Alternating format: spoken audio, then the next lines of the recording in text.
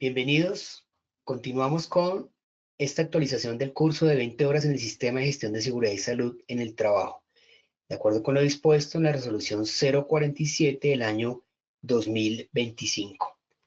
Vamos a revisar en el módulo 2 el marco técnico y normativo en el Sistema de Gestión de Seguridad y Salud en el Trabajo. En esta sesión 4 veremos toda la actualización legal y jurisprudencia en riesgos laborales. El objetivo es interpretar los cambios normativos recientes como impacto en el sistema de gestión de seguridad y salud en el trabajo. El impacto que van a tener todas estas normas directamente allí. Recuerden que tenemos hace poco reforma laboral y hay varios aspectos, entre otras normatividades, que vienen a impactar sobre todos los temas de seguridad y salud en el trabajo. Vamos a aplicar lo exigido por la circular 047 de 2025 en el curso de 20 horas. Actualizar la matriz legal, procedimientos y evidencias requeridas y definir el plan de acción 30, 60, 90 días con el fin de cerrar las brechas que se presenten durante el desarrollo de las actividades. La introducción al marco legal actualizado en el sistema de gestión de seguridad y salud en el trabajo, pues la legislación en materia de seguridad y salud en el trabajo evoluciona constantemente para responder a nuevos desafíos laborales. Durante el periodo 2022-2025 se han promulgado importantes actualizaciones que todo responsable del sistema de gestión de seguridad y salud en el trabajo debe conocer e implementar. ¿Por qué es crucial mantenerse actualizado? Para evitar sanciones y multas que pueden llegar hasta los 1.000 salarios mínimos mensuales legales vigentes según la gravedad del incumplimiento. Estas multas, pues, establecidas por el Ministerio de Trabajo. Garantizar la protección efectiva de los trabajadores frente a nuevos riesgos identificados, prevenir responsabilidades civiles, laborales y penales en caso de accidentes o enfermedades. Permite adaptar el sistema a los cambios en procesos productivos y nuevas tecnologías y cumplir con la obligación de actualización trienal establecida por la norma. Estas son por eso es que es importante estar completamente actualizados en todos estos aspectos de tipo legal. El marco normativo que vamos a estar revisando, pues ustedes lo pueden visualizar allí, son las diferentes normas pues, que se han emitido recientemente por parte de los diferentes entes administrativos, entes de control, que son los que nos llevan a realizar este tipo de actividades con el fin de actualizarnos en todos estos temas. Entonces, tener en cuenta que las empresas deben mantenerse actualizadas en la normatividad del sistema de gestión de seguridad y salud en el trabajo para garantizar el cumplimiento legal, proteger adecuadamente a sus trabajadores y evitar sanciones administrativas significativas. Recuerde que el desconocimiento de la ley no me exime de cumplirla, ¿no? Yo no puedo decir que no sabía y por eso no cumplí la ley, de ninguna manera. Por eso es importante mantenerse actualizado en este tipo de normas y jurisprudencia. Empecemos entonces hablando acerca de esta circular 047. La circular 047 es la que nos convoca justamente en este curso porque nos pide pues actualizar la capacitación virtual gratuita en el sistema de gestión de seguridad y salud en el trabajo y establecer este curso de 20 horas obligatorio cada 3 años para los responsables del sistema. Recuerde que inicialmente hablábamos de un curso de 50 horas. Este curso, pues ya después de 3 años tendremos que entrar a actualizarnos y con el desarrollo de este curso de 20 horas, dentro de 3 años nuevamente entraremos a realizar una nueva actualización y entraremos a verificar pues cuáles son las nuevas normas, cuáles son las tendencias, cuál es la jurisprudencia que se ha emitido respecto a las diferentes situaciones que se vayan presentando sobre estos temas de seguridad y salud en el trabajo. Entonces la circular 047 es la que nos lleva a estar aquí actualizándonos en este curso de 20 horas sobre todos los temas relacionados con el sistema de gestión de seguridad y salud en el trabajo. Si hablamos de la resolución 1843, también es del año 2025, pues regula la práctica de evaluaciones médicas ocupacionales, prohíbe la exigencia de pruebas de embarazo, VIH o serología como requisito laboral. Eh, Hay que estar muy atentos con estos temas. Pues en primer lugar, sí, como lo hemos mencionado, dice las pruebas médicas ocupacionales deben ser asumidas, el costo debe ser asumido pues directamente por el empleador. Pero no solamente eso, sino también dice si su trabajador tiene que desplazarse de un municipio a otro municipio, en ese caso, la empresa también debería costear el valor del transporte o poner a disposición del trabajador un transporte pues que lo lleve a practicarse estos exámenes médicos ocupacionales. Entonces, esta medida también importante tenerla en cuenta. Nos habla acerca de prohibir la exigencia de pruebas de embarazo, claro, o VIH o serología.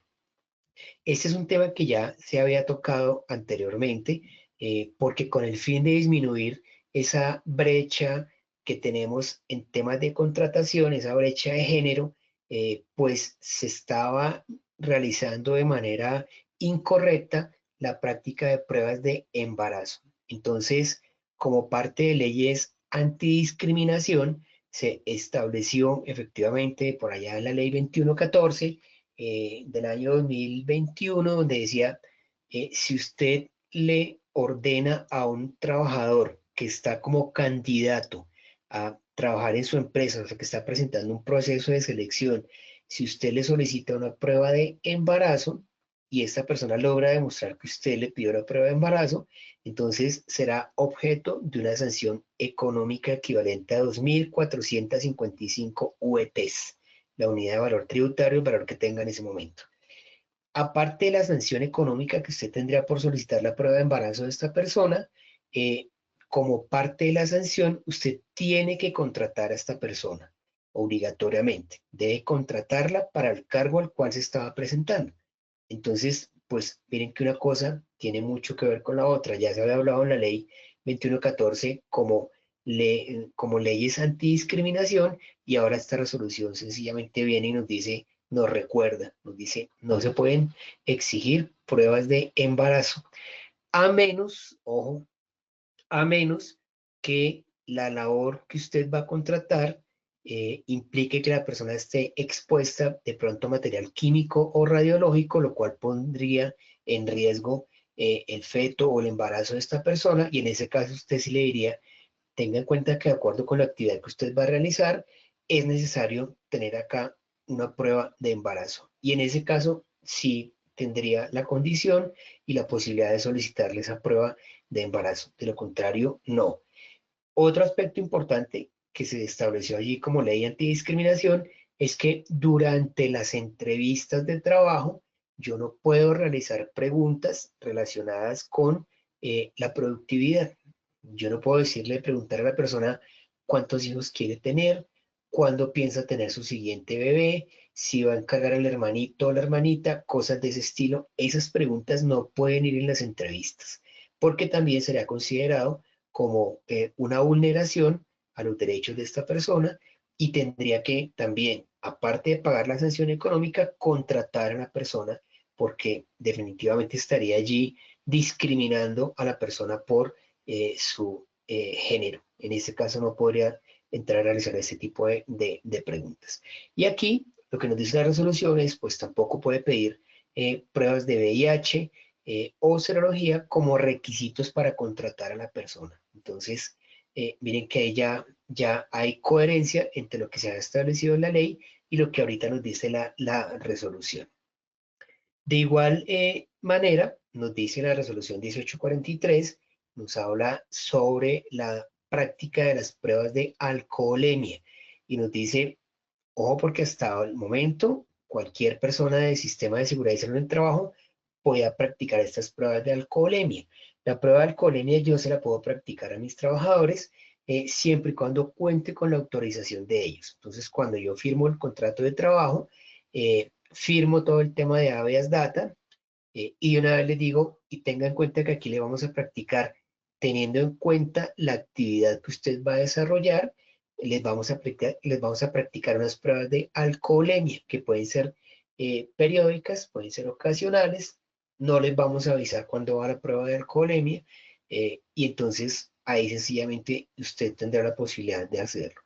Pero la resolución 1843 nos dice estas pruebas ahora solamente deben ser practicadas por personal médico, o personal médico que tenga licencia en salud ocupacional vigente. Esas son las condiciones que establece. Entonces, miren que yo ya he escuchado por allí algunas interpretaciones, y por eso les he insistido, por favor, no se vayan por las interpretaciones, no busquen atajos, no busquen la forma de evadir el cumplimiento de la ley.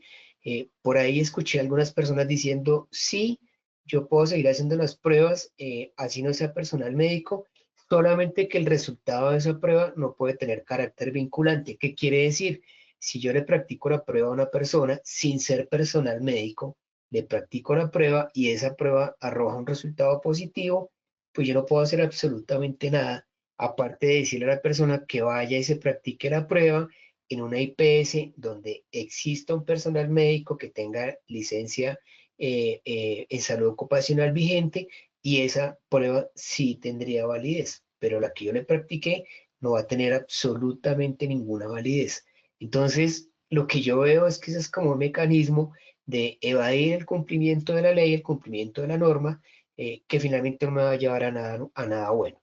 Porque si el trabajador va y demuestra que la persona que me practicó la prueba no era personal médico, ya de entrada un juez laboral me va a decir, usted está incumpliendo con la norma totalmente. Y si usted incumple con la norma, pues usted también puede ser objeto de sanciones. Entonces, no busquemos la forma de evadir el cumplimiento de la ley. Ahí está totalmente claro, la resolución lo establece de esa manera. Revise si usted o contrata personal médico en su empresa que forme parte de esta área de seguridad y salud en el trabajo, o mire si desde su IPS le suministran un médico que venga y lo acompañe a realizar las pruebas de alcoholemia. Eso es lo que está por ahora allí establecido y determinado. Ahora recuerde que si la prueba de alcoholemia sale positiva, no quiere decir que automáticamente el trabajador quedó despedido de la empresa. De ninguna forma. Recuerden el caso que les comentaba ayer. Si la prueba sale positiva, usted tendrá que entrar a demostrar eh, todas las labores y las actividades que usted ha realizado, para evitar que esta persona incurra en el consumo de bebidas alcohólicas. Usted, como empresa, tiene que entrar a demostrarlo. Como área de seguridad y salud en el trabajo, tiene que demostrar que usted efectivamente ha brindado capacitaciones, acompañamiento, que ha revisado todos los temas de estrés de la compañía, incluso de salud mental, y que definitivamente ya agotó todas las instancias, y pues que lo último que esta persona debería hacer era consumir bebidas, sustancias alcohólicas. Entonces, si usted lo puede demostrar, pues se podrá dar inicio al debido proceso. Pero si usted no lo puede demostrar, no es automático que como la prueba salió positiva, el trabajador queda despedido de la empresa. De ninguna manera. Entonces, hay que tener en cuenta esta resolución 1843. Por favor, la leen. Vamos a dejar allí un espacio dentro de esta actividad para que usted dedique un tiempo a leer esta resolución 1843, la analice, la verifique, la entienda, y se dé cuenta efectivamente pues que las normas son absolutamente claras y que no dan lugar a ningún tipo de interpretación. Otro aspecto importante, esta resolución 1843 se empezaría a aplicar a partir del 1 de noviembre, 1 de noviembre de 2025. Ahí empiezo yo a aplicar esa resolución.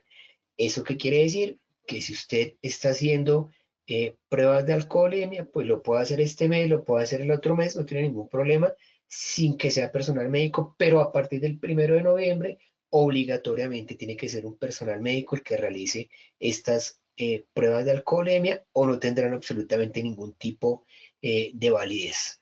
A eso se refiere entonces esta resolución 1843. Acá les dejaremos el espacio, les dejaremos el material para que ustedes vayan revisando, vayan leyendo, vayan tomando nota de los aspectos más relevantes de esta resolución.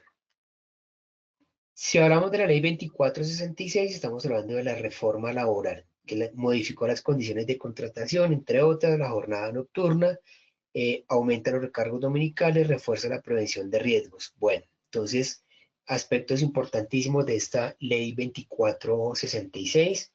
Inicialmente, claro, modificó los recargos, el porcentaje de recargos que anteriormente estaba en el 75%, ahora se va a incrementar de manera gradual al 80%, pues el año siguiente al 90% y posteriormente al 100%. O sea que hablamos del 2027. En el 2027 ya quedará al 100% el reconocimiento de los recargos. Modifica la jornada nocturna, claro que antes arrancaba a las 9 de la noche, ahora arranca a las 7 de la noche. Esa es otra de las modificaciones que se hace, pero ojo porque esto arranca 6 meses después, quiere decir ahorita en diciembre, teniendo en cuenta que esta ley se sancionó en junio del año 2025, nos dice que 6 meses después se empezará a implementar esto, mientras que los recargos sí ya se empezaron a aplicar, a partir casi que del mismo día de la sanción ya se empezó aplicar el tema de los recargos. Otro aspecto importante de esta ley 2466 se refiere a los días de descanso obligatorio. Anteriormente hablábamos de el dominical, y dominical era sinónimo de domingo. Ahora la ley nos dice es cuál es su día de descanso obligatorio. Ustedes saben que ahora los horarios, los turnos en las empresas implican pues que se haya hecho una modificación a estos horarios de trabajo. Entonces, lo que nos dice la norma es si usted trabaja en sus días de descanso obligatorio, ese día de descanso obligatorio tendrá que ser remunerado como si fuera un dominical. Les voy a poner un ejemplo. El trabajador labora lunes, martes, los miércoles descansa, vuelve a trabajar jueves, viernes, sábado y domingo, trabaja normalmente. Así está definido su horario. Resulta que el miércoles es su día de descanso obligatorio. Y yo sé que ese es su día de descanso obligatorio porque lo dejé por escrito.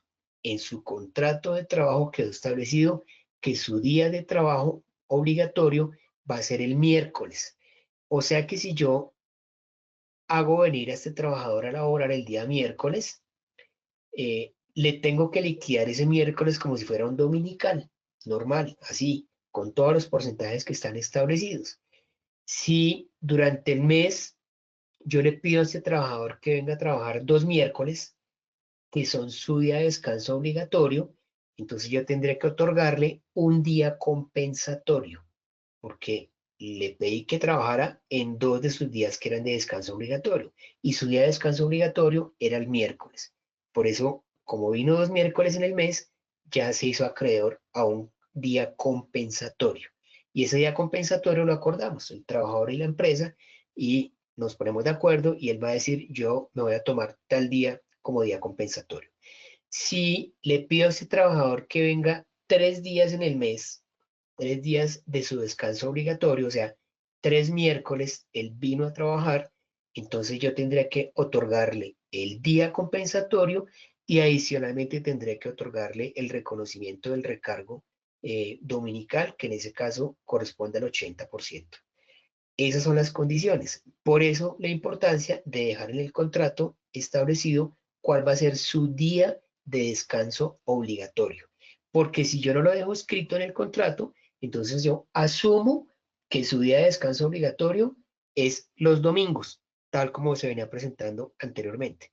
Los domingos, y quiere decir que si usted trabaja un domingo, pues yo se lo tendría que reconocer y liquidar como está establecido normalmente.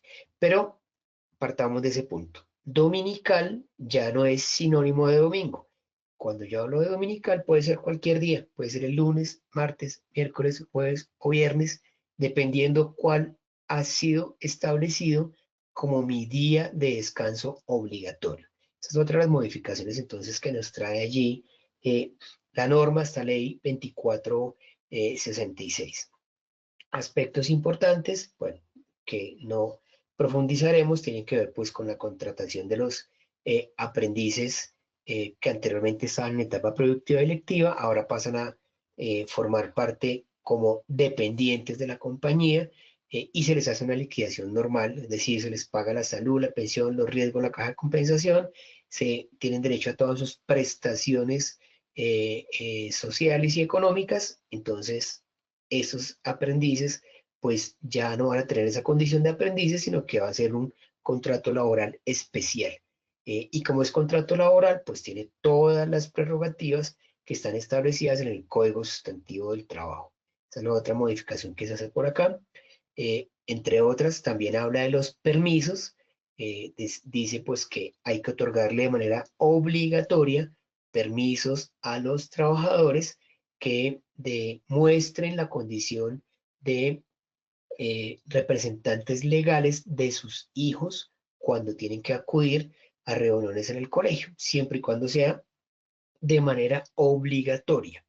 Entonces, si me dicen, hay una escuela de padres, pero no es obligatorio, pues no le tengo que dar el permiso. Si me dicen, hay entrega de notas y es obligatorio que usted venga, pues tendré que otorgarle el permiso. Ese permiso no se lo puedo descontar ni de su salario, ni le puedo pedir que venga a reponerme el tiempo. Esa persona simplemente pues tendrá la posibilidad de tomar estos permisos. Lo mismo sucede cuando se trata de citas médicas con especialistas, cuando se trata de situaciones de calamidad doméstica demostrada. Claro, la calamidad doméstica es una situación que afecte la prestación del servicio del trabajador. ¿Y a qué se refiere? Pues a que alguno de sus padres está enfermo o su pareja tiene alguna situación de salud o alguno de sus hijos o algún familiar muy cercano y no es posible que otra persona acompañe a este familiar al médico, sino que tiene que ser su trabajador, pues yo tendría que concederle el tiempo. Igual, si la persona hizo uso de su derecho al voto, si fue seleccionado como jurado de votación, bueno, ahí tendré toda esa posibilidad. Y hay un aspecto importante aquí en esta reforma laboral, donde me dice que si el trabajador durante todo el año utilizó su bicicleta como medio de transporte, yo podré, ojo porque dice podrá eh, acordar entre el trabajador y la empresa que se le otorgue un día de descanso remunerado en el semestre por haber utilizado la bicicleta. Pero como dice podrá acordar, pues no es obligatorio. Es decir, si yo quiero se lo otorgo, si no quiero no se lo otorgo y no tengo ninguna obligación. De eso se trata. Cuando dice él podrá acordar, no es obligatorio. Pero pues la idea es pues garantizar que estas personas pues que utilizan su medio de transporte están contribuyendo con el medio ambiente y eso ya será como una política de la empresa, como algo que estará incluido dentro de su plan de beneficios, pero no es una obligación de la empresa. Esos son como los aspectos básicos respecto a este tema. Y también lo que hemos hablado es que nos indica que dentro del manual de funciones, pues ahora me toca agregar los riesgos y los peligros a los cuales va a estar expuesta la persona al momento de realizar su labor. Entonces, en ese manual de funciones, en ese perfil de cargo, ahí va a estar establecido pues cuál va a ser la preparación académica que requiere, la experiencia que requiere, cuáles van a ser sus funciones principales, funciones secundarias, funciones relacionadas con la conducción de vehículos, funciones relacionadas con el sistema de gestión ambiental, bueno, todo lo que está establecido allí, pero ahora me toca agregarle entonces cuáles van a ser los peligros y los riesgos a los cuales va a estar expuesta la persona al momento de realizar la labor.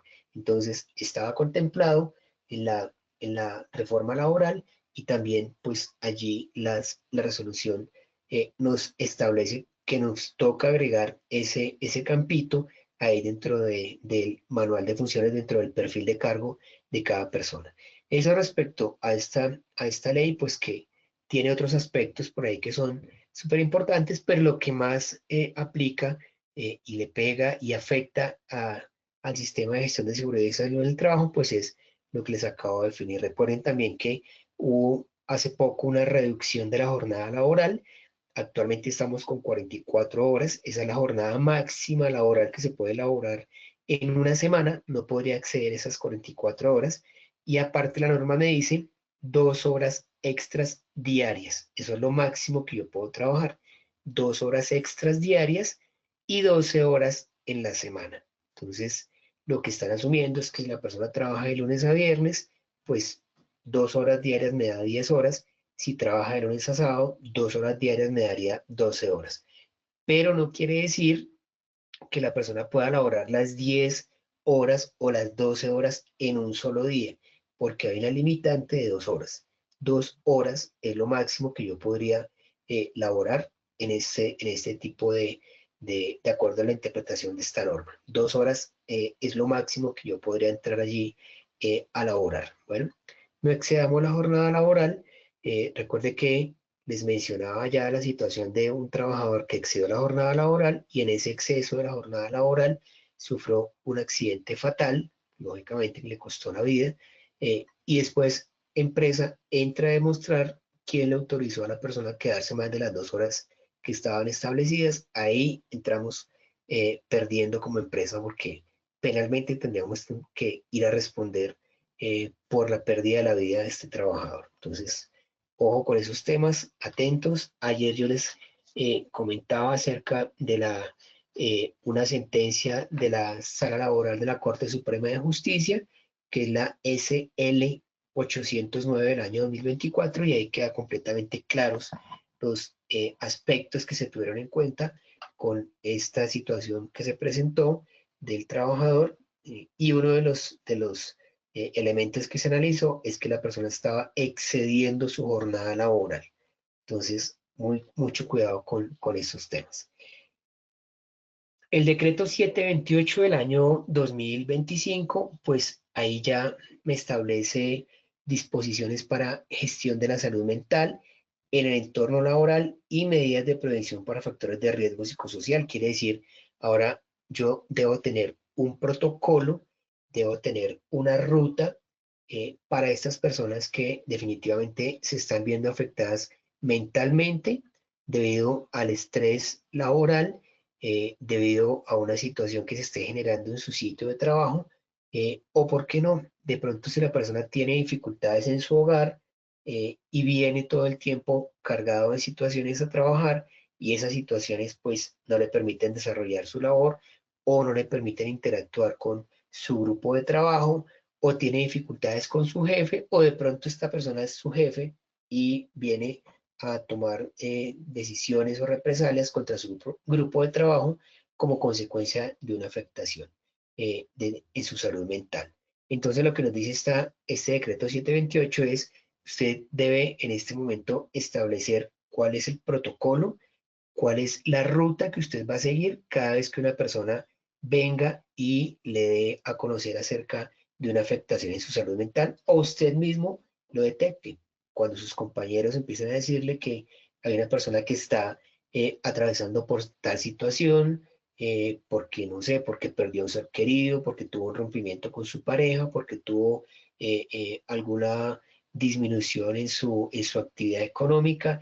Bueno, múltiples situaciones que se pueden presentar, pues en este caso hay que tener esos pasos establecidos, saber cuál va a ser el tratamiento que se va a dar con estas personas, y ojo porque estas personas adquieren una especie de fuero de estabilidad laboral reforzado, teniendo en cuenta que su salud mental está afectada.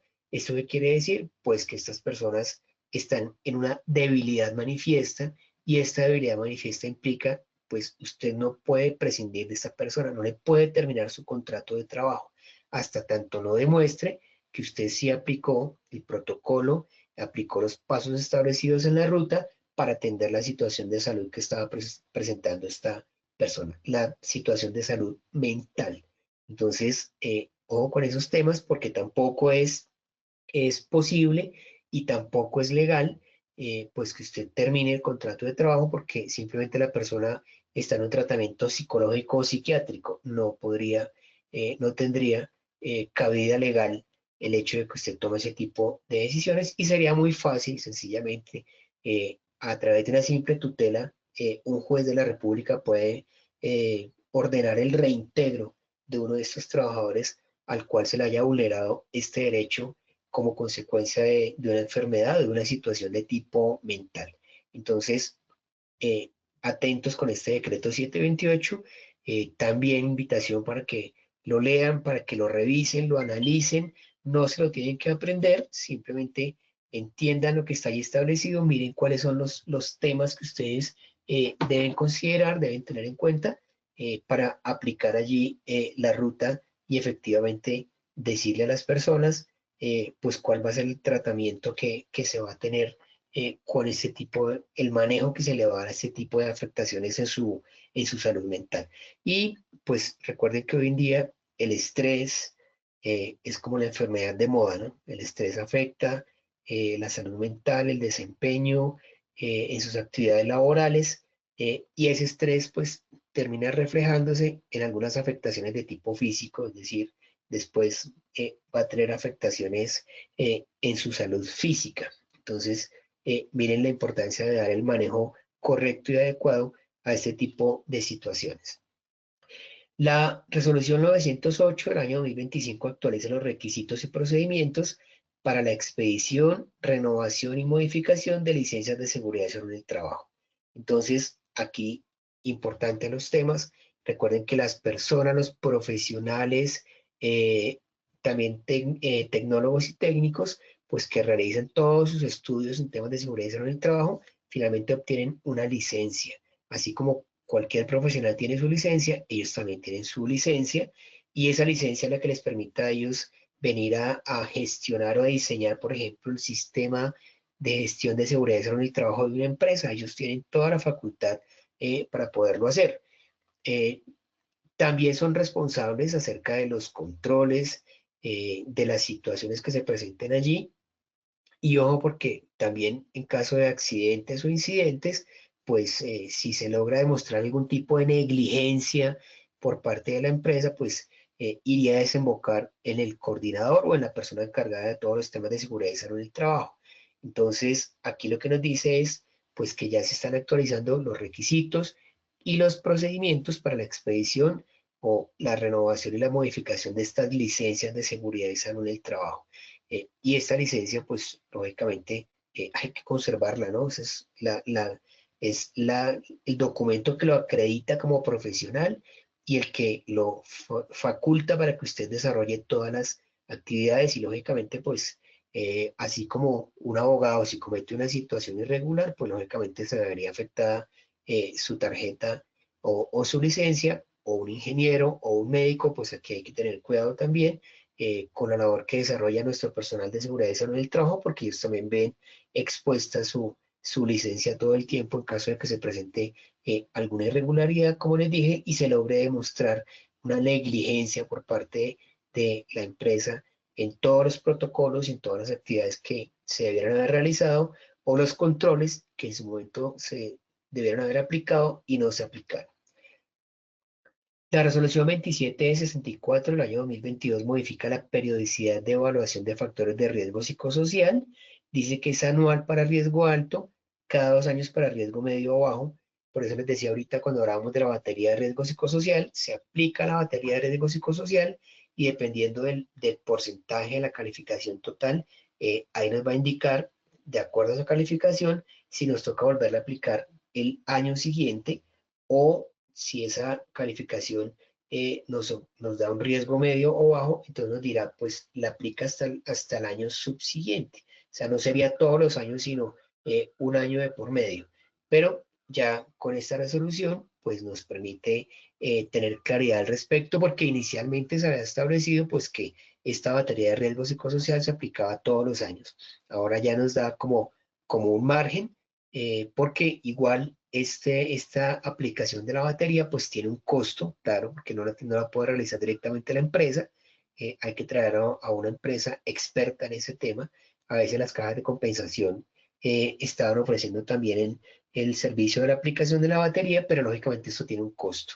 Entonces ya con esto pues da lugar a que podamos ajustar el presupuesto, es decir, bueno, este año no me toca batería de riesgo psicosocial, entonces ya podré utilizar esos recursos en otro tipo de actividades, capacitaciones o en la compra de algunos insumos o temas que tengan que ver y que sean de beneficio para todo el grupo de seguridad y salud en el trabajo. La resolución 4272 del año 2021 actualiza requisitos para trabajo en alturas, implementando nuevas medidas, prevención, protección y condiciones de capacitación. Esta resolución, pues, lo que hizo fue, en primer lugar, modificar la altura, porque anteriormente se consideraban 2 metros como trabajo en altura, ahora simplemente nos dice 1,5 metros es lo que yo debería considerar para tomar las medidas del caso cuando vaya a realizar un trabajo en alturas y es utilizar todos los medios de protección, todos los mecanismos, si es el caso, una línea de vida, unos arneses que estén debidamente certificados y actualizados, que cumplan con todas las condiciones técnicas, que cumplan con todo lo que está establecido en la ficha técnica y una vez que yo tenga toda esta información al día, pues ya podré entrar a aplicar entonces la resolución 4272. En efecto me dice, sí, esas son las condiciones y esto es lo que usted debe tener en cuenta al momento de realizar alguna actividad de trabajo en alturas. Trabajo en alturas no es solamente el personal que de pronto vemos por allí afuera de los edificios en esa labor tan riesgosa que es limpiar los vidrios, ¿no? Hay otras labores, otros trabajos en alturas, los que realizan las personas, por ejemplo, de las empresas de servicios públicos, de las empresas de energía, las empresas de telefonía también cuando suben allí a instalar ese cableado. Las personas que simplemente se suben a los edificios a realizar limpieza de las canales también realizan actividades y trabajos en alturas. Entonces hay una serie de actividades, incluso les decía también al principio, el simple hecho de subirse a cambiar una lámpara o una bombilla en una altura considerable, pues ya es un trabajo en alturas y siempre va a requerir la compañía de una persona que tenga el curso, que tenga la capacitación y aparte de un coordinador del sistema de gestión que lo está acompañando para que se revise que se cumple con todos los aspectos en cuanto al uso de escaleras, andamios, lazos, sogas, arneses, eslingas, todo lo que sea necesario utilizar para realizar cualquier tipo de trabajo en alturas. Entonces, tener en cuenta la importancia de la lectura de las normas que ustedes ven aquí definidas. Por eso les hemos dicho que vamos a dejar allí un espacio para que ustedes vayan leyendo, identificando estas normas, se vayan apropiando de esos conceptos nuevos que aparecen allí, de esas modificaciones importantes que se hacen o se realizan, para que ustedes no vayan a hacer por ahí eh, objeto de sanciones por el simple desconocimiento de la ley. Por eso es importantísimo que ustedes consideren estos aspectos. Hay algunos temas por allí que no son menos importantes, que tienen que ver con resoluciones que se han emitido sobre estos temas de seguridad y salud en el trabajo. Por ejemplo, la resolución 624, se las voy a dejar para que por favor la revisen, la consulten. Esta resolución 624 del año 2025 y es el manual que adopta todas las medidas para que tengamos ambientes 100% libres de humo de tabaco. Entonces, miren que esto es un tema que afecta las vías respiratorias de los trabajadores y por ende, pues podría tener alguna afectación en su salud. Entonces, no lo olviden, por favor, consultar esta resolución 624 del año 2025 para que tengamos claridad sobre todos estos aspectos relacionados con espacios libres de humo. Y hace poco pues tuvimos una situación compleja relacionada con la fiebre amarilla. Por eso se emitió la resolución 691 del año 2025, también donde nos declaraba la emergencia sanitaria nacional por fiebre amarilla y nos decía cuáles eran los, eh, los las actividades que debemos tener en cuenta para evitar que el personal que está expuesto, no quiere decir que una persona que está aquí viviendo en Bogotá o trabajando en Bogotá vaya a estar expuesta, pero si usted tiene su empresa aquí en Bogotá y tiene personal ubicado en los sitios donde se está afectando las personas por la fiebre amarilla, pues tiene que tomar las medidas del caso. Entonces, resolución, la 691 del año 2025, también por favor los dejo para que la revisen, para que la estudien, la analicen, se apropien también de los conceptos que están allí, miren cuáles pueden ser las medidas. De pronto ustedes sí tienen trabajadores que están ubicados en estos sitios de afectación de la fiebre amarilla, entonces sí será importante que ustedes tomaran esas medidas y no vaya a ser que un trabajador diga que en efecto fue objeto de la picadura de uno de estos mosquitos y que esta fiebre amarilla le ocasionó alguna dificultad a su salud. Y recuerden que esta fiebre amarilla con un tratamiento indebido pues puede incluso ocasionar la muerte.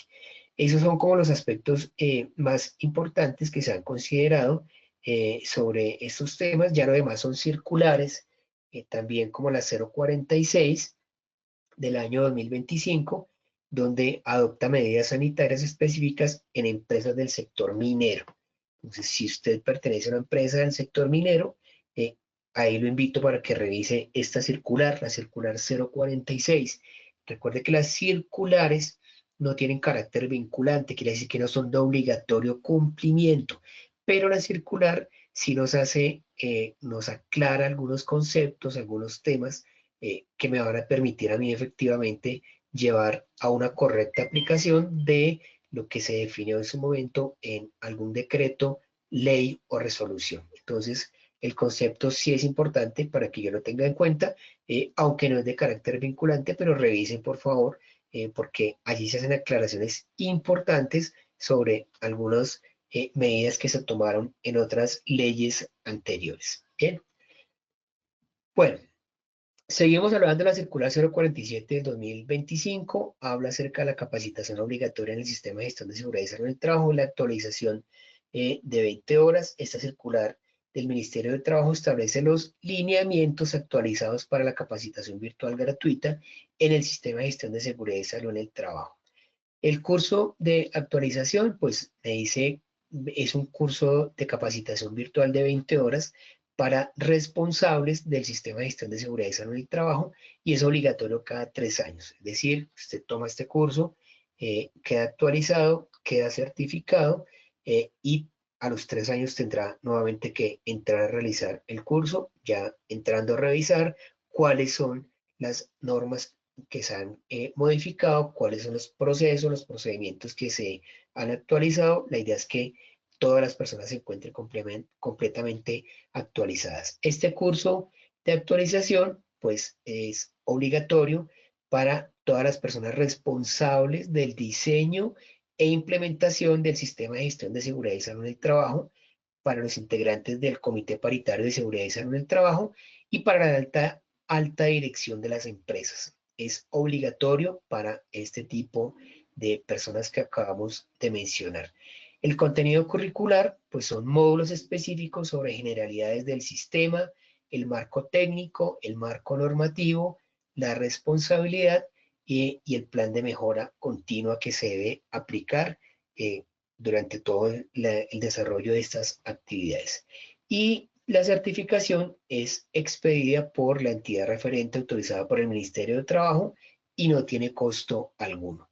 Recuerde que el incumplimiento de esta obligación puede generar sanciones por parte del Ministerio de Trabajo, según lo establecido en el decreto 1072 del año 2015 y sus modificaciones posteriores. Por eso la importancia de estar completamente actualizado a través de este curso de actualización.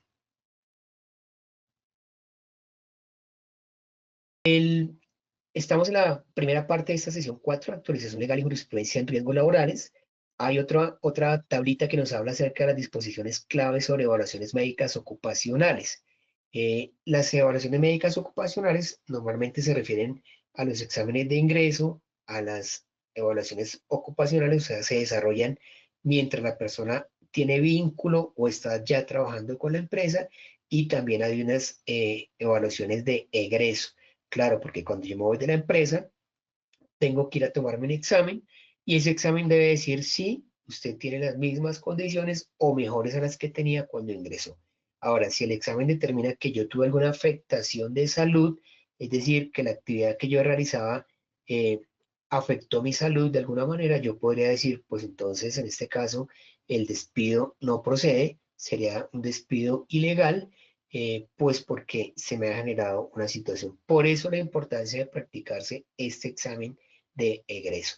Pero aparte de eso, hay otro tipo de exámenes que también se deben realizar y por eso la resolución 1843 de 2025, lo dijimos hace un momento, prohíbe expresamente la exigencia de pruebas de embarazo, VIH o serología como requisito de ingreso o permanencia laboral y refuerza la confidencialidad de la información médica ocupacional. Recuerde que su historia clínica es un documento confidencial, entonces no tiene por qué estar de escritorio en escritorio o de mano en mano.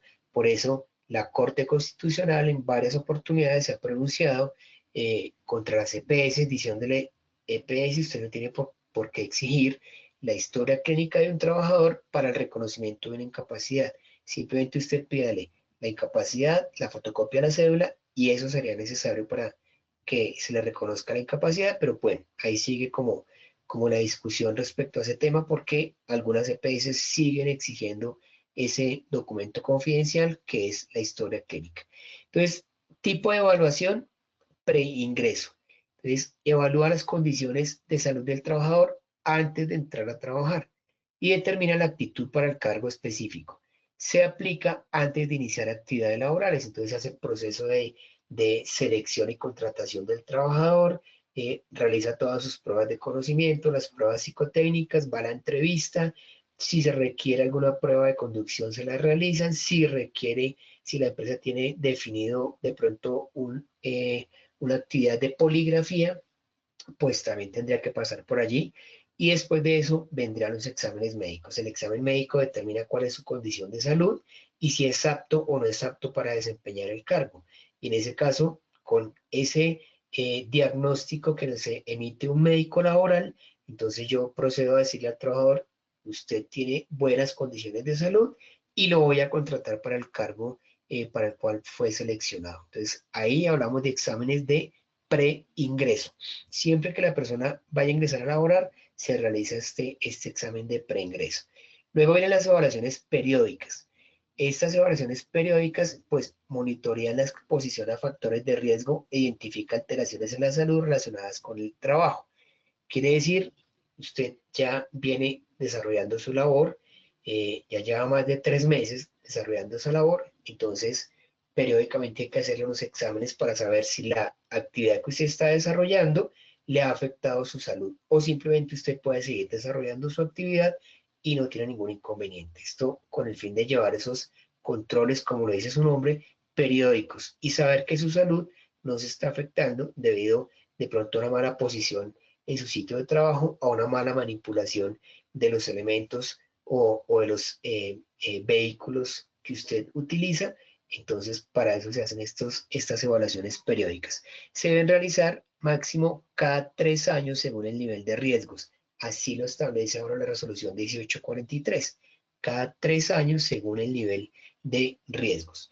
El examen de egreso, lo mencionábamos hace un momento, determina el estado de salud del trabajador al finalizar la relación laboral y documenta las condiciones al retiro. Entonces, se retira, yo le hago el examen, decimos, el médico laboral dice sí, sus condiciones médicas son iguales o mejores a las que tenía cuando ingresó, es decir, usted ya desarrolló toda su labor y no tuvo ninguna afectación médica que afectara a su salud. En ese caso, pues le entrego su certificación y la persona ya se retira sabiendo que su salud no se afectó. Sí es importante realizarla. Yo siempre le entrego al trabajador cuando se retira, se le entrega pues la aceptación de su renuncia o la carta de terminación de manera unilateral del contrato, la liquidación del contrato de trabajo, se le entrega la seguridad social de los últimos 3 meses, una certificación laboral, la carta para que la persona vaya y retire sus cesantías del fondo donde las tenga, y también se le entrega el examen de egreso. Y cuando yo se lo entregue, la persona dispone de 5 días para que se practique el examen. Si la persona no se practica el examen, entonces se exime a la empresa de cualquier tipo de responsabilidad, pues porque ya fue una negligencia del trabajador, pues que simplemente no se quiso practicar este examen. Hay un examen que es de post-incapacidad. se refiere o evalúa las condiciones para el reintegro luego de una incapacidad prolongada, define restricciones o recomendaciones. Se aplica cuando la persona ha estado incapacitada durante 30 o más de 30 días. Entonces, si la persona tuvo alguna situación que afectó su salud y que le generó una incapacidad que sea igual o superior a 30 días, yo tendré que realizarle cuando se reintegre un examen que se llama post-incapacidad, en el cual el médico laboral revisa entonces cuáles son sus condiciones médicas, revisa si esa persona puede continuar realizando su labor o va a tener algunas restricciones. Puede que me diga, mira, a partir de la fecha la persona no puede levantar más de 2 kilogramos en cada mano. Esa puede ser una restricción. Puede que me diga, no puede realizar labores repetitivas. Entonces, si su labor implica la realización de labores repetitivas, yo tendré que reubicarlo en otro sitio para que realice otra labor diferente durante el tiempo que estén activas sus restricciones. Y un trabajador con restricciones tampoco lo puedo despedir, no le puedo terminar su trabajo, su contrato de trabajo. Tengo que esperar hasta que el médico laboralista me diga, efectivamente, revisamos, usted ya no tiene ningún tipo de restricción, puede volver a desarrollar su labor inicial para la cual había sido contratado. Hay otro tipo de evaluación que es la de retorno laboral.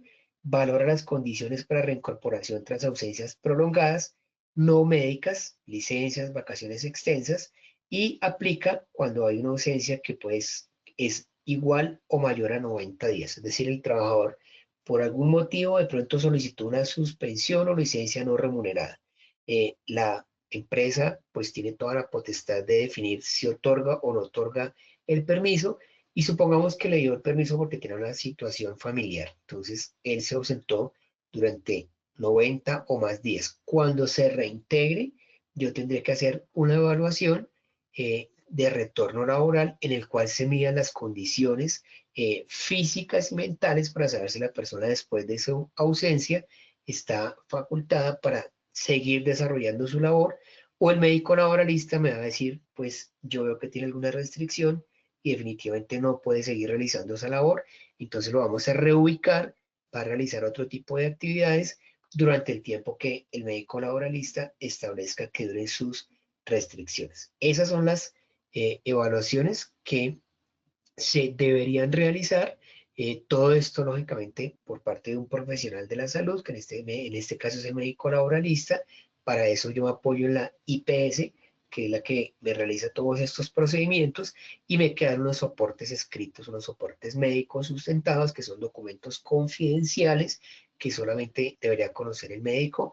Y ahora me dice también esta resolución 1843, cuando usted le practique exámenes a sus colaboradores, por favor tiene que entregarle el resultado. Claro, son mis exámenes, es mi salud, entonces yo tengo que saber cómo me fue cuando me tomaron estos exámenes. Entonces ahí solamente el trabajador debería conocer ese resultado de estos exámenes.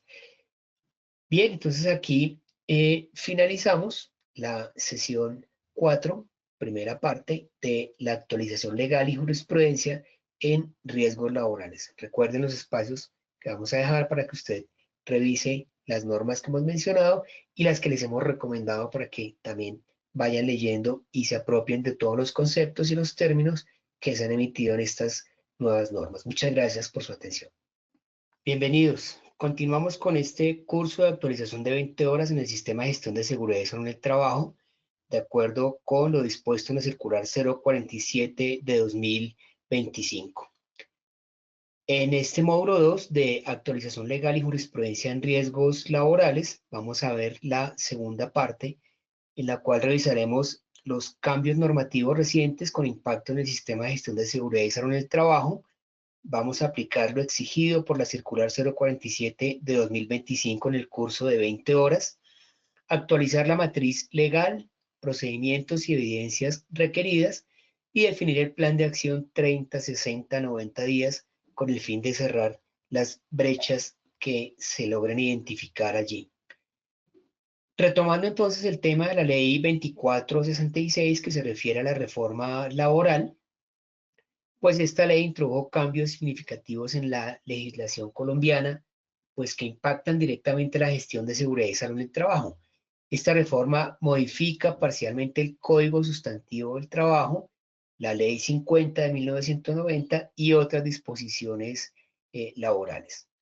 Inicialmente hablando de la contratación laboral, pues se refiere a los contratos indefinidos que fortalecen la estabilidad y la protección ante riesgos laborales continuos. ¿De qué se trata este tema de la contratación laboral? Pues sencillamente nos dice, mire, si usted tiene contratos a término fijo, pues debe considerar que esos contratos a término fijo, después de que cumplan 4 años, ya pasarán a ser contratos a término indefinido. Pero hay que tener en cuenta unos aspectos importantes. Recuerden que esta ley 2466 se firmó o se sancionó el 25 de junio del año 2026. Ahí lo que dice la norma es a partir de la fecha de la sanción y o publicación en el respectivo boletín. Por eso hay una discusión con la fecha, porque el 25 se firmó, pero el 26 se dio a conocer. Entonces, ahí tenemos un día de diferencia. Resulta que a partir de esa fecha, entonces se empezarían a contar los 4 años de los contratos a término fijo. ¿Qué quiere decir? Le voy a poner un ejemplo. Usted lleva 10 años trabajando en su empresa con un contrato a término fijo. Entonces, a partir del 25 de junio, empieza a contar y cuando complete 4 años después de esa fecha, en ese caso ya se aplicaría el cambio, la modificación, donde dice que su contrato ya pasaría a ser a término indefinido, cuando complete los 4 años contados desde esa fecha, 25 de junio, hacia adelante. Pero hay otro tema importante. Usted cumple los 4 años contados a partir de esa fecha y si la empresa en algún momento decide terminar su contrato sin una justa causa, quiere decir que habría derecho a una indemnización. Y en ese caso, la indemnización se contaría teniendo en cuenta los 14 años que usted lleva allí trabajando. Entonces, mire que estos aspectos son importantes, van a tener un alto impacto también en la parte presupuestal de las empresas, porque ahora les tocará entrar a definir una indemnización no de 4 años, sino de 14 años para el caso y el ejemplo que les acabo de mencionar. Entonces, hay una especial atención con este tipo de contratación. También dice la norma que no se pueden establecer maniobras evasivas con el fin de incumplir lo establecido por la ley y también estarían afectando directamente pues al trabajador. ¿A qué me refiero? Pues cuando la empresa dice, listo, hagámosle el contrato a término fijo y cuando tenga 3 años y medio o cuando le falte un mes para completar los 4 años, yo le termino el trabajo, usted se lee el contrato, usted se va a descansar y al mes regresa otra vez y yo lo vuelvo a contratar por otros 4 años. Eso sería una maniobra evasiva de la ley y también tiene sanciones de tipo económico por parte del Ministerio de Trabajo. Entonces, la idea es no incurrir en ese tipo de actuaciones. Los contratos por obra o labor, pues se pueden seguir estableciendo, claro. Lo importante es que usted realmente cumpla o complete la labor para la cual fue contratado. Entonces, si de pronto lo contratan para desarrollar una actividad, usted termina la actividad, pues su contrato se terminaría inmediatamente. Si usted termina la actividad y sigue desarrollando labores y en ningún momento es notificado acerca de esa terminación, ese contrato también pasaría a ser un contrato a término indefinido. Entonces, miren que hay unos aspectos importantísimos relacionados con la contratación laboral que tienen un alto impacto en los temas laborales, en los temas presupuestales de las empresas. Pero lo importante es que aquí la ley no es de tipo retroactivo, de manera que algunas personas ya estaban haciendo cuentas, pues que como llevaban 10 años trabajando en la empresa, pues que ya llevan más de 4 y que su contrato debería ser a término indefinido, pero no es así. La aclaración es que los 4 años se cuentan a partir de la fecha de la firma, que fue el 25 de junio.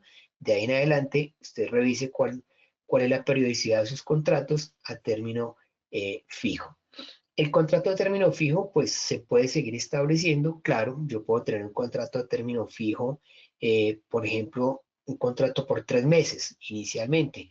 Puedo hacer 3 prórrogas respectivas por el tiempo, mismo tiempo, y eso me daría un año. Y después del año ya pasaré a hacer contrato a un año, a un año, a un año, pero cuando usted complete 4 años, ese contrato ya deja de ser a término fijo, se convertiría en contrato a término indefinido.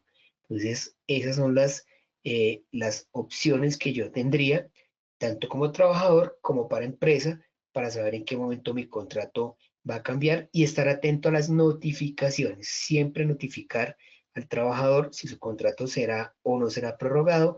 Hay unas fechas que están establecidas para ese tipo de notificaciones. Si yo definitivamente tengo un contrato a término fijo y no se lo voy a prorrogar al trabajador, yo tengo que avisarle 31 días antes de la finalización del contrato para que esta persona sepa efectivamente que ya no va a continuar laborando, y como le termino su contrato, pues le tengo que notificar en efecto acerca de esa terminación.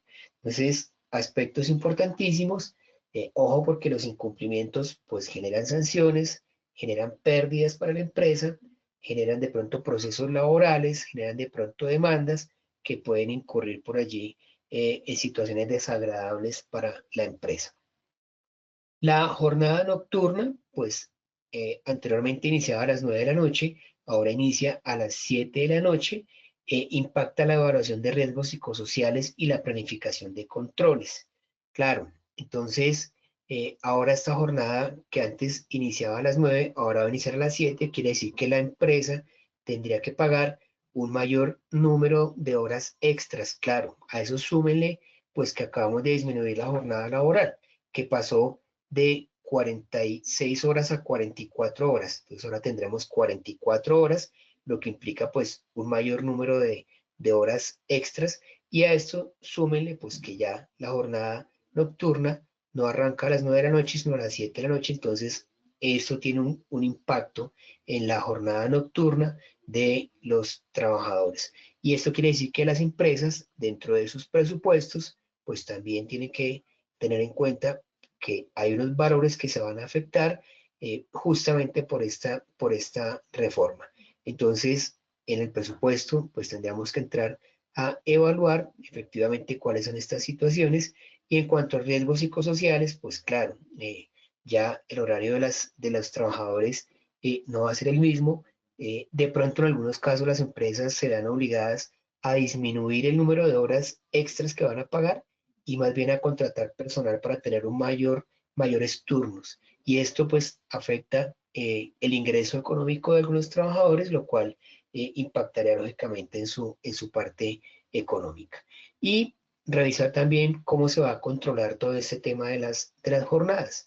Normalmente pues existen unos mecanismos, unos dispositivos que me permiten controlar la hora de entrada, la hora de salida de los trabajadores, que me permiten saber cuál es el turno que tiene asignado. Si la persona realizó actividades adicionales, pues tendría que reconocerle unas horas extras, pero claro que esto afecta de una manera u otra, porque miren que el simple hecho de la entrada en vigencia de esta ley 2466, pues antes de darse a conocer ya había muchos comentarios respecto a la aplicación de esta medida, y en algunas empresas se alcanzó a hablar acerca de despidos masivos que en ningún momento se materializó, pero esto sí resulta afectando, claro, el estrés y el riesgo psicosocial por tal motivo, y la salud mental de algunos trabajadores. Entonces, no es simplemente decir sí, se cambió la jornada y ahora voy a ganar más horas extras. Puede ser que algunas empresas tomen otras determinaciones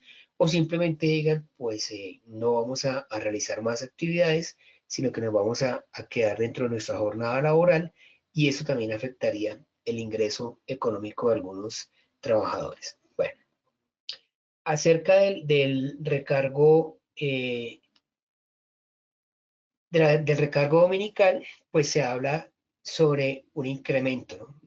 Un incremento gradual de este recargo, que decíamos que a partir del 1 de julio pasó del 75 al 80%, el otro año pasará al 90% y en el 2027 pasará al 100%. Pero también nos dice la norma, si usted quiere, empresa, de una vez, ajústelo al 100%. O lo hace gradual o lo hace de una vez al 100%. Entonces, aquí no hay problema.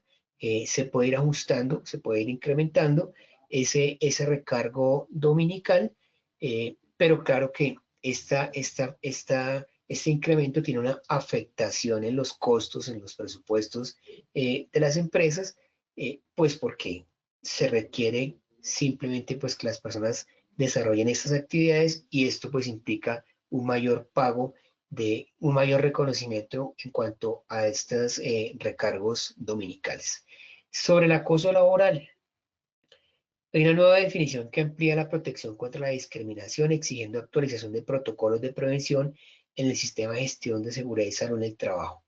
Entonces, pues es que este tema del acoso laboral, eh, digamos que no ha sido tan sencillo, porque es que lo que se ha comentado es cuando usted vaya a poner en conocimiento del comité de convivencia una situación de acoso laboral, pues no solo se refiere al acoso, sino cualquier situación de persecución laboral, acoso, maltrato o discriminación por parte de su jefe o por parte de un compañero de trabajo o por parte de un subordinado suyo. Cualquiera de esas situaciones, pues se pone en conocimiento del comité de convivencia.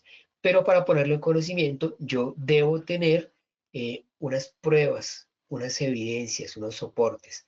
Y las pruebas, pues no es simplemente ir a decir, pues que él me dijo o que yo entendí o que yo pensé que él me había dicho, bueno, cosas de ese estilo. Yo tengo que llevar pruebas y evidencias demostrables, pero tampoco puedo llegar a pasar por encima de los derechos de mis compañeros, por ejemplo, llegar a grabar un video sin la autorización de la otra persona o grabar una conversación sin la autorización de la otra persona. Estas pruebas pues no serían tenidas en cuenta respecto a este tipo de situaciones. Lo que sí podría llevar son testigos, de pronto testimonios, de pronto las mismas cámaras que estén en la empresa, donde se pueda evidenciar una situación en la cual fui objeto de alguna agresión por parte de mi compañero, de mi jefe o mi subordinado. Eso sí lo podría llevar como prueba, indicando pues que en la cámara pues quedó establecida esta situación. Una cámara puede existir dentro de una empresa y puede realizar labores de control, para eso son las cámaras, y yo tengo que avisarle a mis trabajadores que están siendo grabados y monitoreados. Entonces, tiene que haber unos avisos, unos letreros, donde diga, aquí hay unas cámaras y cada vez que usted ingresa acá, pues va a estar monitoreado. Pero, pues eso no quiere decir que yo vaya a hacer persecución a un trabajador determinado. Entonces, utilizo la cámara para saber a qué hora llegó, a qué hora fue al baño, a qué hora se sentó a trabajar, a qué hora se paró a almorzar. Eso no lo puedo hacer porque ya sería una persecución laboral en contra de ese trabajador. Entonces, si hay una situación que se presente y yo sé que efectivamente quedó grabado en determinada cámara, yo puedo ir a decir, como evidencia tengo que tal día a tal hora se presentó la situación y la situación quedó grabada en la cámara que se encuentra ubicada en tal parte. Eso sí me serviría para que yo lo llevara como una prueba, como un material de que efectivamente existe una situación de acoso laboral. Ahora, cuando se pone en conocimiento del comité de convivencia, ese es un tema que es completamente confidencial.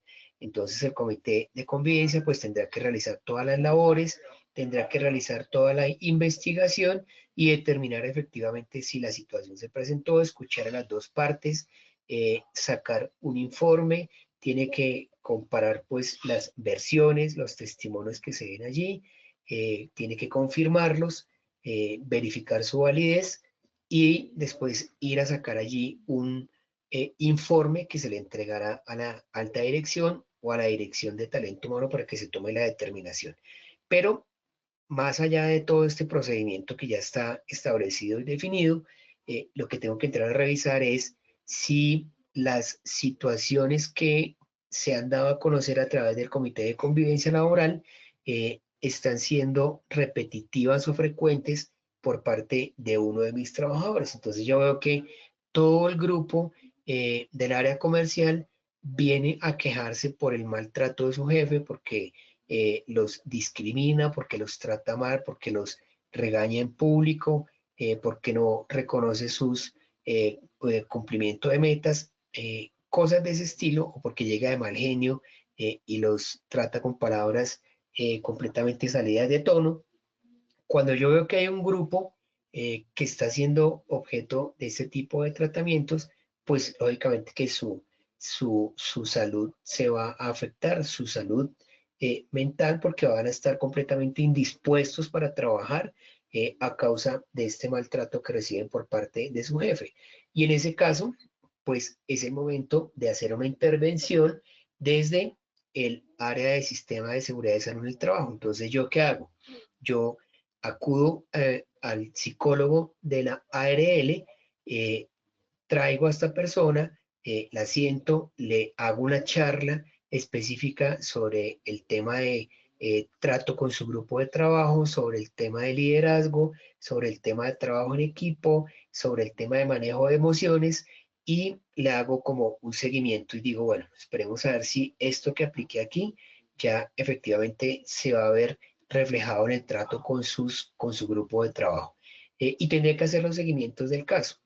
Yo no puedo llegar a decirle a esta persona que es que el comité de convivencia me contó que usted está tratando mal a su grupo, porque como le digo, ese es un tema confidencial que se manejaría directamente entre el comité y los implicados en el tema.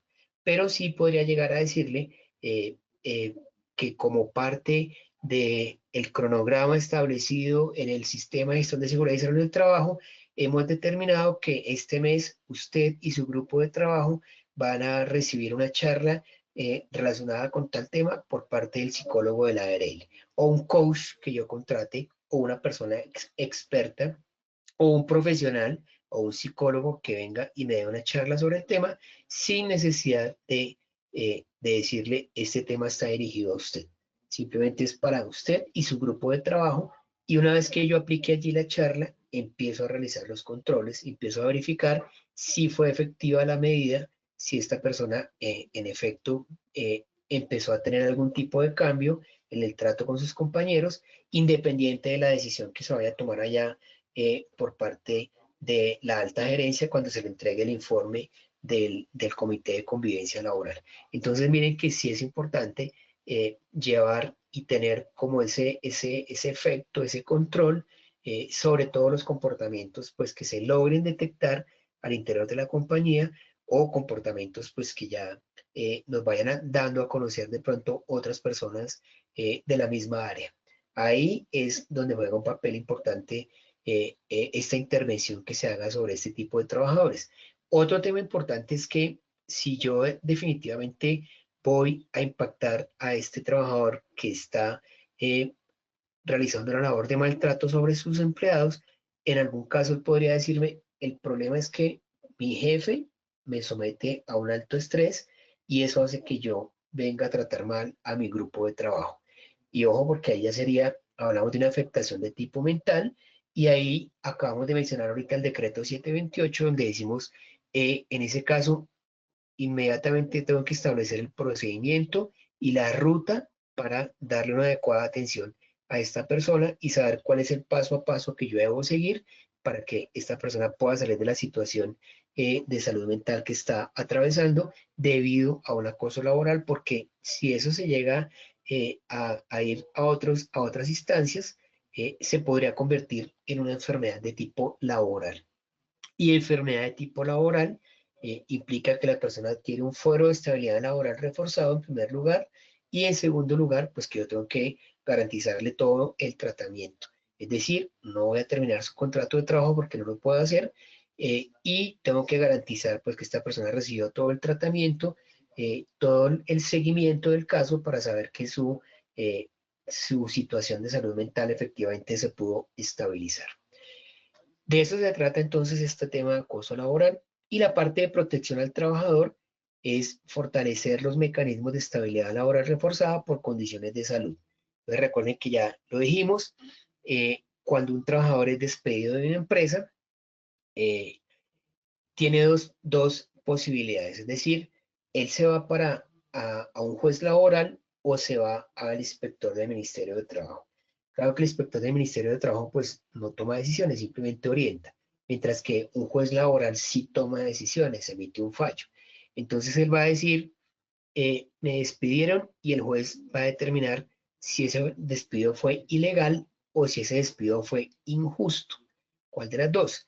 Si fue injusto es porque la persona salió por una posible justa causa y no se le reconoció la indemnización. Entonces, si él logra demostrar todo lo contrario, pues el juez va a decir, ese fue un despido injusto y condena a la empresa para que se le pague la indemnización al trabajador, su debida indemnización normal. La otra opción es que diga ese despido fue ilegal. ¿Y cuándo es un despido ilegal? Cuando la persona es despedida de su trabajo, aún estando bajo una figura de fuero de estabilidad laboral reforzado. ¿Cuándo quedo yo bajo esa protección de fuero de estabilidad laboral reforzado? Primero cuando soy prepensionado, o sea, cuando me faltan menos de 3 años para cumplir la edad o las semanas para obtener mi pensión. Segundo, cuando estoy incapacitado o tengo una situación de debilidad manifiesta. En ese caso, tampoco me podrían terminar el contrato de trabajo. Tercero, si estoy dentro de mi licencia de maternidad o mi periodo de lactancia. En ese caso tampoco.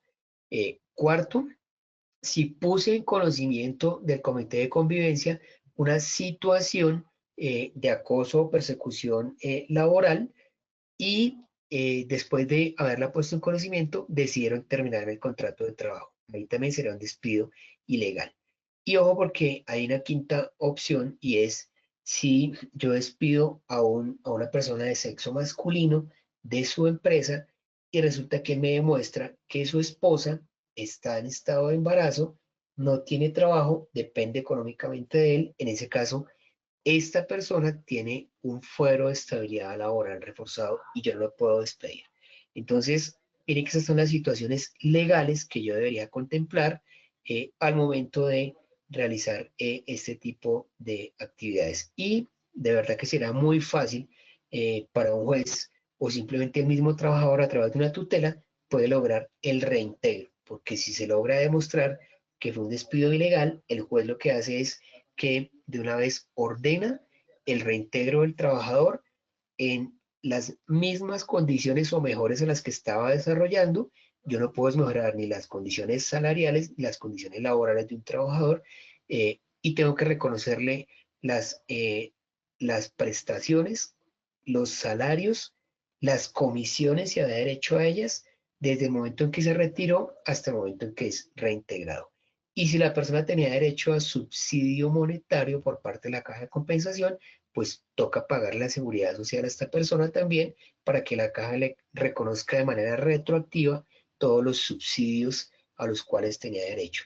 Entonces, importante revisar cuáles son las condiciones, por eso hablamos de la protección al trabajador, pues porque no es simplemente decirle termino su contrato de trabajo y se va, tiene que haber unas condiciones legales y jurídicas de fondo que sustenten efectivamente que la medida que se toma pues tiene todo el soporte legal y que no me lo van a tumbar simplemente con una tutela o que la empresa no va a ser objeto de una demanda laboral ante uno de los jueces de la República. De eso se trata entonces este tema y todo esto pues nos trae la ley 2466, ley de la reforma laboral. Si hablamos del decreto 728,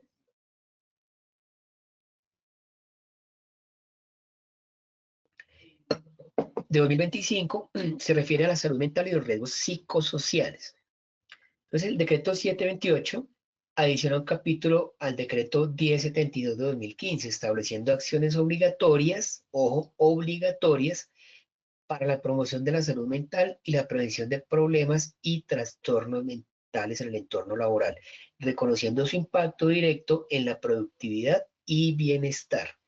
Entonces, miren, hay unos aspectos en los que ya han venido trabajando algunas empresas muy reconocidas por todos nosotros. Por ejemplo, hay empresas que ya no tienen área de recursos humanos, sino hablan es del departamento de la felicidad. Así se llaman estas áreas dentro de las empresas, porque se preocupan todo el tiempo por el bienestar de sus trabajadores. Y el bienestar no solamente es un reconocimiento económico, por eso se habla de salario emocional. Salario emocional cuando yo le brindo un espacio al trabajador para que pueda llevar y consumir sus alimentos en la empresa, un espacio con unas condiciones dignas y adecuadas. Cuando yo dispongo una máquina para que el trabajador pueda todos los días tomarse un café, un capuchino, un Milo, un chocolate, una bebida caliente, sin necesidad de afectar su economía. Ese es un reconocimiento salarial, un salario emocional para el trabajador. Cuando el día de su cumpleaños le digo al trabajador, usted no venga a trabajar ese día, tómese ese día y yo se los remunero y se los reconozco normalmente. Otra parte de salario emocional. Cuando le digo al trabajador, el día de su matrimonio, le voy a conceder 3 días de licencia remunerada para que usted vaya a disfrutar de su luna de miel. Esa es una parte de reconocimiento salarial. Actualmente no es una obligación, ojo, no es obligación por parte de las empresas otorgar una licencia de matrimonio porque la licencia de matrimonio no existe, no está contemplada en ninguna parte de la ley. Pero dentro de sus beneficios, algunas empresas sí lo establecen y le brindan al trabajador esa posibilidad para que vaya y tome esa licencia en ese tipo de eventos. Entonces, ¿esto a qué conlleva? A que los trabajadores lleven un buen ambiente laboral, un buen clima organizacional, incluso algunas empresas disponen unas mesas de ping-pong, unos futbolines, unos juegos de azar, unos juegos de ajedrez al cual los empleados pueden acceder en sus horas de descanso. Entonces, hay empleados que van, almuerzan, consumen sus alimentos en 10 o 15 minutos y dedican el resto del tiempo a estos juegos, a estas actividades, que finalmente, pues, lo que pretenden es proporcionarles un beneficio, una estabilidad mental para que no todo el tiempo sea trabajo. Yo voy a mi oficina, permanezco 9, 10 horas allá todo el tiempo en mi oficina, y eso implica que estoy pasando más tiempo en mi oficina que en mi casa. Entonces la idea es que el tiempo que yo pase en mi oficina pues sea de la mejor manera. Y qué mejor que tener todo este tipo de beneficios que finalmente se van a ver reflejados en la salud mental del trabajador, va a desarrollar su labor con una buena actitud, con una buena mentalidad, con una actitud positiva y eso se verá reflejado en la productividad del trabajador. Y mire que esto no implica que yo le tenga que estar aumentando el sueldo cada 2 meses al trabajador, son beneficios no salariales, que es lo que se denomina salario emocional, porque afecta, y en este caso positivamente, la salud mental del trabajador. Entonces, este decreto 728 lo que me está diciendo es, pues, que tiene las principales disposiciones. Y en primer lugar me dice, mire, incorporación obligatoria de programas específicos de promoción, prevención y atención de la salud mental dentro del sistema de gestión de seguridad y salud en el trabajo. Entonces, hay que hacerle un seguimiento a todas estas personas que tengan esas condiciones, el que dice que todo el tiempo está aburrido, el que dice que no quiere volver a trabajar, el que está pidiendo constantemente cambio de área, el que quiere que le cambien de tareas, el que quiere que le cambien de compañero, el que no está dispuesto a participar ni a colaborar 10 o 15 minutos después de la jornada laboral.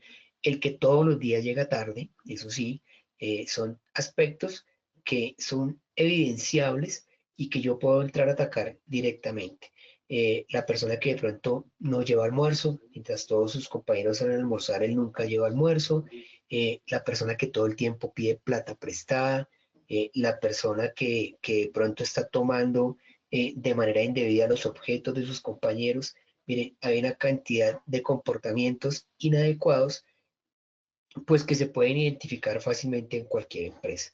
Entonces, ahí lo que nos está diciendo es, por favor, cuáles son los programas específicos de promoción, prevención y atención de la salud mental dentro del sistema de gestión. Ya tendrá en este caso el sistema de gestión de seguridad y salud en el trabajo, la persona que lo coordina, sentarse junto con la administradora de riesgos laborales y, ¿por qué no?, con la caja de compensación familiar, a decirle, venga, entre todos integremos acá cuáles pueden ser esos programas específicos, y entonces podemos de pronto hacer un diagnóstico inicialmente para saber a qué debemos apuntarle, o simplemente empezar a desarrollar un plan de beneficios de capacitación en el cual estas entidades me suministren un profesional que venga a dictar determinadas charlas que contribuyan a mejorar el clima organizacional, que contribuyan a mejorar el ambiente laboral, que me permitan definitivamente desarrollarme dentro de la empresa.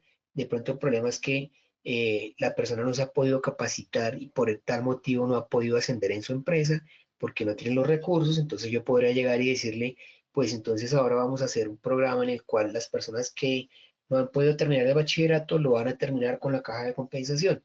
El que quiera ser técnico lo puede hacer, el que quiera ser tecnólogo lo puede hacer. Las cajas ahora tienen convenios con las universidades, entonces usted va a tener un beneficio, le va a permitir, la empresa le va a subsidiar un porcentaje de su carrera, usted puede terminar sus estudios, o simplemente decirle, a través de la caja de compensación usted puede acceder a los subsidios de vivienda para que usted pueda obtener su casa propia y dejar de pagar arriendo. Bueno, hay una cantidad de aspectos que se pueden considerar acá para que sea promoción y prevención. Ojo, promover y prevenir, que la persona no vaya a caer allá en situaciones complejas que finalmente resulten afectando su salud mental. Entonces ahora nos toca tener obligatoriamente el programa, y hay que tener un cronograma, así como lo hemos mencionado en otras sesiones. Hay que tener un cronograma, pero este sí destinado específicamente a promover y prevenir todos los temas de salud mental. Entonces ahí tendremos que estar revisando ese como uno de los aspectos a trabajar dentro del cronograma que se va a implementar ahorita, que ya estamos casi finalizando el año. La evaluación periódica de factores de riesgo psicosocial según los nuevos parámetros técnicos. Entonces, como se efectúa una batería de riesgo psicosocial, ahí revisar cuáles de esas preguntas le aplican a el estado de salud mental de la persona, o si nos toca implementar o agregar nuevas preguntas donde yo pueda entrar a definir cuál es el estado de salud de la persona a partir de la batería de riesgo psicosocial que se aplica pues cada año, o dependiendo de la periodicidad de la evaluación, pues ahí nos irá diciendo cómo está el estado de mis trabajadores. Ahí me van a decir, estoy muy aburrido, o estoy contento, estoy satisfecho, o definitivamente seré capaz de dar todo por mi empresa. Ahí es donde tengo que entrar a revisar cuál es el porcentaje de trabajadores que tienen una condición desfavorable, y sobre ese porcentaje entrar a revisar, a realizar todas los planes de mejora y los planes de acción para que estas personas no sigan deteriorando su estado de salud. De pronto puede ser también que la empresa tenga que poner de su parte y decir, pues de aquí en adelante vamos a tener un día libre, o vamos a tener un día en el cual usted puede venir con su mascota, ya sea perro o gato. Eso también está establecido en la reforma laboral. Si su psiquiatra o su psicólogo certifican que como parte de su buen estado de salud mental usted tiene que acudir al trabajo con su mascota, lo puede hacer, siempre y cuando sea perro o gato. No puede ser otro animal diferente. Entonces, miren que son aspectos que son ligados todo el tiempo a mantener la estabilidad en la salud mental de los trabajadores. El desarrollo de protocolos para la prevención del acoso laboral y la violencia en el trabajo. Entonces, hay que tener, como les dije, un protocolo, una hoja, una hoja de ruta. Yo no tengo que esperar a que se presente la situación. Yo tengo que empezar a trabajar, a decir, esto es lo que se puede hacer, esto es lo que no debemos hacer en nuestros hogares o en nuestros sitios de trabajo. Miren que ya hay situaciones complejas que se han presentado debido a la mala relación que se presenta entre los trabajadores.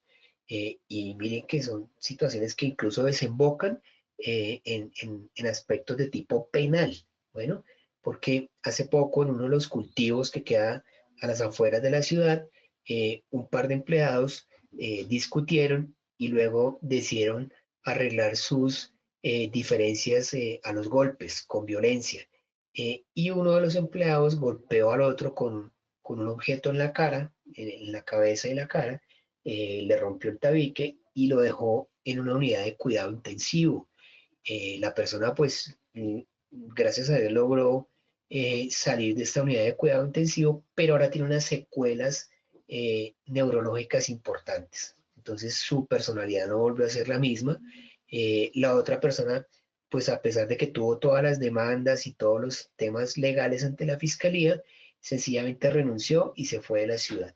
Entonces, pues, no lo han encontrado, no ha aparecido, y el señor, pues, sí, ha seguido allí incapacitado y como les digo, pues se afectó su parte neurológica porque no volvió a ser la misma persona a raíz de esa situación que se presentó. ¿Por qué pasó esto? Pues porque la empresa tuvo conocimiento de la mala relación que existía entre estas dos personas y en ningún momento tuvo ninguna intervención. Absolutamente ninguna, ni de tipo legal, ni de tipo administrativo, ni se preocupó por la incorporación de estas personas a su área de trabajo, sino que simplemente las dejó ahí hasta que llegamos a este tipo de situaciones. Y bueno, este tipo de situaciones pues implica pues que ahora la empresa se ve involucrada en un proceso penal, el trabajador pues está ya en su casa tratando de recuperarse, su familia está completamente afectada y la familia del otro trabajador que lo agredió pues está pensando pues que cuando lo logren ubicar va a tener que asumir toda la responsabilidad en materia penal pues por el acto que cometió allí esta persona. Entonces miren hasta dónde pueden llegar las situaciones por el simple hecho de no tomar las medidas del caso. Por eso este decreto nos está diciendo y nos está aterrizando, no espera que lleguen ese tipo de situaciones, usted arranque desde ya en su empresa a establecer los controles y empiece a manejar ese tipo de situaciones, porque es que a veces las personas llevan problemas de sus casas y no dicen nada hasta que estallan y pueden estallar de esta manera, en contra de otro compañero o en contra de los activos de la compañía o simplemente atentando contra su propia vida. Entonces, no, la idea es no llegar a esto. Por eso dice desarrollar protocolos para la prevención del acoso laboral y la violencia en el trabajo. Pues hay que estar brindando charlas todo el tiempo, hay que estar capacitando al personal, detectando los casitos por allí que sean fáciles de detectar y haciéndoles un trabajo especial, un control, un seguimiento para no llegar a ese tipo de situaciones. Implementación de programas de prevención en el consumo de sustancias psicoactivas. Lo mismo, yo les decía, usted hace una prueba y resulta que la persona resulta positiva para el consumo de sustancias psicoactivas. Automáticamente no es que ya quedó despedido de la empresa, no se puede hacer. Yo tengo que, primero que todo, demostrar cuál fue todo el programa de prevención, promoción y prevención que yo apliqué para evitar que esta persona llegara a consumir sustancias psicoactivas. Demuéstreme usted como empresa que aplicó todo ese procedimiento y posteriormente ya yo le diré si efectivamente procede o no procede el despido del trabajador. Pero por ahora, pues tome las medidas. Si este trabajador realiza una labor que sea de alto riesgo, pues toca separarlo de esa labor. Si este trabajador conduce un vehículo, pues toca decirle, pues por ahora no vuelva a conducir el vehículo, quédese aquí realizando labores administrativas mientras revisamos cómo lo podemos ubicar nuevamente en otra de sus actividades. Pero la carga inicial es para la empresa. Demuestre que usted realizó todas las actividades para prevenir que esta persona viniera a consumir bebidas o sustancias psicoactivas. Entonces, ese es el tema. Por eso el decreto quiere y establece las pautas y los parámetros para que podamos entrar a desarrollar ese tipo de programas. Y la responsabilidad de las ARLs en el desarrollo de estrategias de apoyo para la implementación de estas medidas. La ARL no puede estar ajena. Eh, si la ARL le dice, no, porque es que si yo doy una charla, eso ya va a quedar como si fuera enfermedad laboral, pero es que aquí prima la condición, el estado de salud del trabajador. Entonces, pues, si toca hacerlo, toca hacerlo. Toca decirle, traiga al trabajador o traiga a este grupo de trabajadores y les dictamos una charla y les decimos, pues, cómo va a ser la estrategia que se va a desarrollar para implementar todos estos temas y evitar que las personas vayan a tener comportamientos anormales o irregulares debido a su estado de salud, debido al mismo estrés que se genera por su trabajo, al estrés que me ocasiona el hecho de transportarme todos los días hasta mi trabajo, luego de mi trabajo hasta mi casa. Hay que tener en cuenta todos esos aspectos. Entonces tendremos que entrar a implementar todo lo que está establecido en este decreto 728, los protocolos, la ruta de atención, los controles, el seguimiento y los informes periódicos que se generen a través del sistema de gestión de seguridad y salud en el trabajo para saber cómo se está controlando toda la parte de salud mental y riesgos psicosociales de los empleados. Las principales sentencias que afectan la implementación del sistema de gestión de seguridad y salud en el trabajo, importantísimo. La jurisprudencia reciente establece que la responsabilidad del empleador va más allá de cumplir requisitos documentales del sistema de gestión de seguridad y salud en el trabajo. Debe garantizar la efectividad de las medidas implementadas y verificar su adecuado funcionamiento en la práctica. Entonces, ojo porque si se presenta una situación, ya sea un accidente o ya sea un fatal, donde la persona perdió la vida del trabajador, pues usted sí puede sacar todos sus papeles, sus documentos y decir, sí, ahí está todo, ya quedó todo firmado, todo perfecto, pero si la investigación demuestra que en la práctica la persona hacía todo lo contrario a lo que está ahí en esos documentos, es cuando pasa lo que se ha venido decidiendo por parte de las altas cortes y de los entes de control, y es que ellos van a la minucia, ellos revisan exactamente todo, por eso se trata de una investigación, por eso los pronunciamientos son tan importantes. Entonces, arranquemos con este pronunciamiento de la Corte Suprema. Hablamos acá de la sala laboral de la Corte Suprema de Justicia. Esa es la sentencia 809 del año 2024. Entonces, ¿de qué se trata? Pues la Corte estableció responsabilidad del empleador por accidentes ocurridos durante jornadas extendidas. Ojo, extendidas. Estaba excediendo su jornada laboral. Y cuando usted le dice al trabajador, quédese 3 horas que yo se las pago, el trabajador es feliz, porque usted le va a pagar las 3 horas. Cuando al trabajador le pasa algo como en este caso, la familia viene y dice, es que la empresa lo estaba sometiendo a unos horarios, a unas jornadas que sobrepasaban la jornada normal. ¿Y quién termina pagando acá? La empresa, aun cuando el trabajador haya aceptado voluntariamente. Ojo, el empleador debe garantizar descansos adecuados independientemente del consentimiento del trabajador. Bueno, cuando yo le digo, sí, usted va a trabajar hasta tal hora, pero mañana lo espero aquí a las 6 de la mañana, no le estoy garantizando el debido descanso al trabajador. Y de pronto el trabajador me va a decir, sí, sí, sí, tranquilo, de que usted me pague yo llego. Pero el problema es que si le llega a pasar algo al trabajador, en ese lapso de tiempo, lo que va a suceder acá es que la responsabilidad va a ser totalmente de la empresa, del empleador.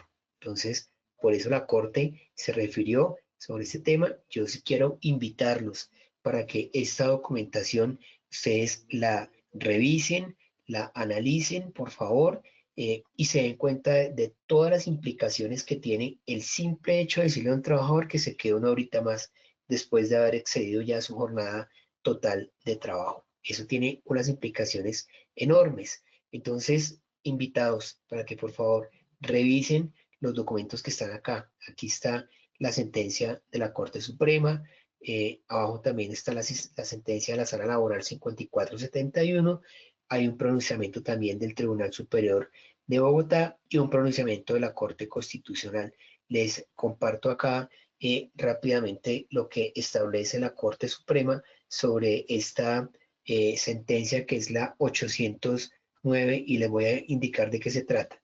Dice que la Sala Laboral de la Corte Suprema de Justicia, mediante sentencia SL 809, señaló que en caso de accidentes laborales, cuando el trabajador o sus compañeros violen los protocolos por exceso de confianza, pero exista negligencia por parte de la empresa en sus deberes de prevención y cuidado, la concurrencia de culpas en ningún caso exime al empleador de la responsabilidad.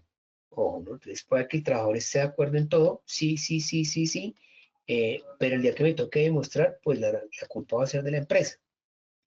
Lo anterior al revisar una demanda interpuesta contra una entidad pública de Pereira y una empresa privada, ya que se realizó un contrato verbal, ojo, verbal, no había nada por escrito, entre estas y el afectado para realizar una labor con un horario de 7 de la mañana a 4 de la tarde, con una hora de almuerzo, pero se autorizaba un horario adicional hasta las 8 de la noche, cuando el proyecto requería actividades adicionales.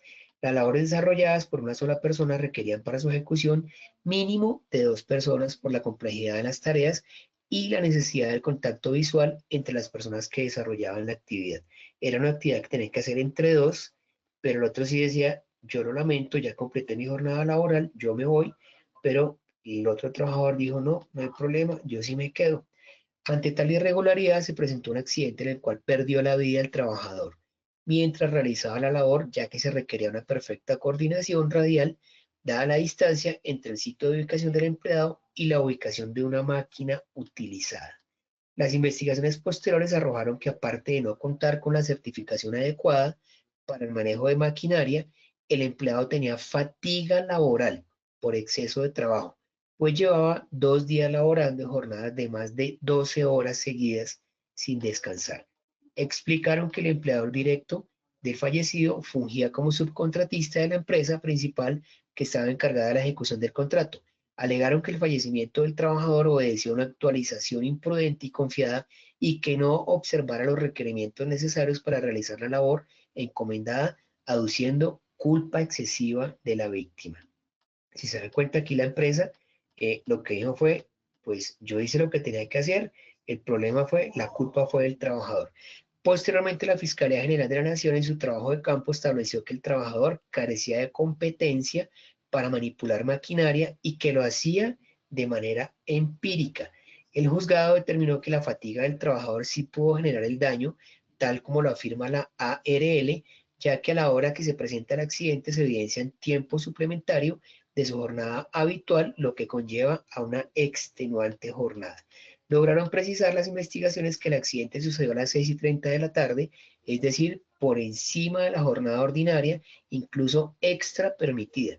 A esa hora las condiciones de luz no eran las mismas que a pleno día. La jornada de trabajo en la que fueron sometidos tanto el trabajador fallecido como sus compañeros era muy extensa para realizar esa labor que exigía mucha atención y un estado físico óptimo. Cabe recordar que el artículo 16 del Código Sustantivo establece cuando exista culpa suficiente comprobada del empleador en la ocurrencia del accidente de trabajo o de la enfermedad profesional, está obligado a la indemnización total y ordinaria por perjuicios, pero del monto de ella debe descontarse el valor de las prestaciones en dinero pagadas en razón de las normas consagradas en este capítulo. Así las cosas, la Sala Laboral de la Corte Suprema de Justicia ratifica el fallo en el cual se condena a los demandados por someter a sus empleados a jornadas extensas de trabajo y no brindar la capacitación ni las condiciones adecuadas para ejecutar la labor en la que fueron contratados, ocasionando el fallecimiento de uno de los empleados. De manera que es importante adecuar los horarios laborales, tener en cuenta que desde el 15 de julio de 2024, bueno, y este año ya cambió hasta 15 de julio de 2025, la jornada laboral permitida es de 46 horas, este año ya estamos en 44 horas. Entonces, ojo con esos temas. Este tipo de pronunciamientos es lo que nos deja una jurisprudencia, una base, quiere decir que cualquier situación semejante que se presente de aquí en adelante, pues con la misma jurisprudencia se va a atacar y finalmente va a resultar como responsable la empresa. Y miren que esas son ya responsabilidades de tipo laboral, de tipo civil y de tipo penal. Y lógicamente, pues la reputación de la empresa, aparte de su presupuesto, pues se van a ver completamente afectadas. Y se dan cuenta que el trabajador aceptó voluntariamente y ¿quién resultó pagando? La empresa. Entonces, ojo con estos temas. De la misma forma, la Corte Suprema, la Sala Laboral, emitió el concepto 5471 de 2024, en el cual se determina la responsabilidad solidaria entre contratante y contratista por no verificar debidamente las certificaciones de trabajo en alturas de trabajadores subcontratados. Obliga a verificar no solo la existencia, sino la validez de las certificaciones. Entonces, ¿qué es lo que pasa acá? A mí me contratan para que realice una labor.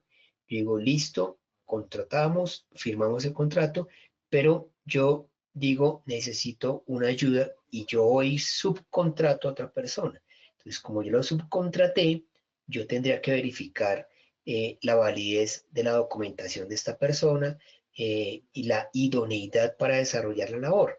Pero como yo lo omití, entonces la empresa que me contrató a mí se hace solidaria con ese subcontratista que no tiene nada que ver con ellos. Y en este caso, miren lo que pasó.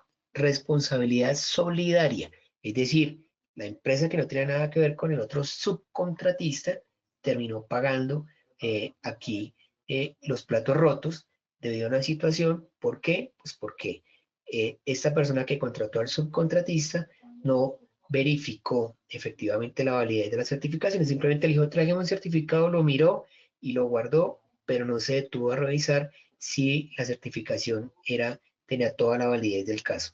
Y ante la situación que se presenta, pues le toca pagar a la empresa que había contratado al contratista por un acto irregular que cometió su subcontratista. Miren hasta dónde va la cadena.